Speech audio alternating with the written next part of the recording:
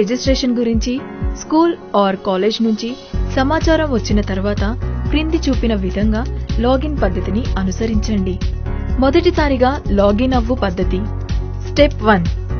మీ 10 అంకెల మొబైల్ నంబర్ని టైప్ చేసి నెక్స్ట్ బటన్ని క్లిక్ చేయండి. స్టెప్ 2. మీ విద్యార్థి వివరాలను సరిచూసుకొని వెరిఫై మై మొబైల్ నంబర్ బటన్ను క్లిక్ చేయండి. ఓటీపీని టైప్ చేసి ఓటీపీ మీ మొబైల్ నంబర్కి SMS గా వస్తుంది. కంటిన్యూ బటన్ని క్లిక్ చేయండి. స్టెప్ 4. మీకు నచ్చిన పాస్వర్డ్ని టైప్ చేసి అప్డేట్ బటన్ని క్లిక్ చేయండి. స్టెప్ 5.